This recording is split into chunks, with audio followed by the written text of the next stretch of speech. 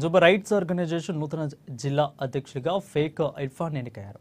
ప్రస్తుతం అధ్యక్షులు ధొమ్మటి కిరణ్ కుమార్ రాష్ట్ర ప్రధాన కార్యదర్శిగా బాధ్యతలు చేపట్టారు.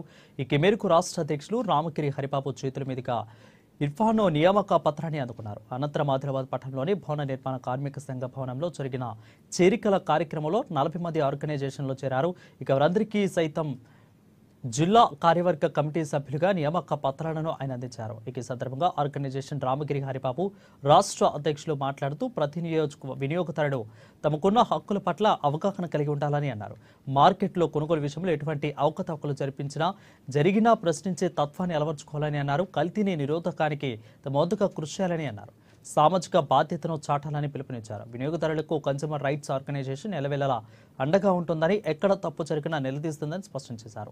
ఇక వినియోగదారుల హక్కుల కోసం నిరంతరం పోరాడుతూ ఉందని తెలిపారు.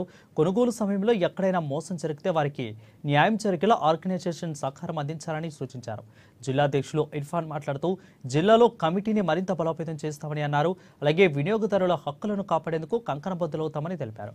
వినియోగదారుల హక్కుల పరిరక్షణ రాష్ట్ర కమిటీ ఇచ్చిన సూచనలు సలహాలను తూచా తప్పకుండా పాటిస్తామని పేర్కొన్నారు.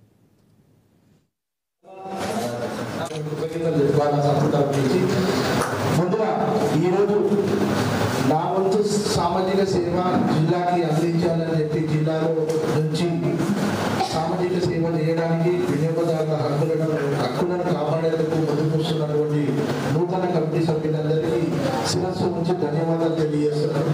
ఎందుకంటే పుట్టిన ఊరు పుట్టిన గడ్డలు ఎప్పుడు మరవద్దు, మన వంతు సాయం ఏదో రూపంలో చేయాలా. అందరూ చదువుకోలేదు, మాకు చేత కాదు, డబ్బులు లేవు, మాకు టైం లేదు అనుకుంటారు. కానీ ఇట్లాంటి సంస్థ రూపంలో కూడా సేవలు అందించవచ్చు అనేది మీరు గమనించాలా. దీనికి డబ్బు ఖర్చు కాదు, మన టైం ఖర్చు కాదు, ఏం లేదు.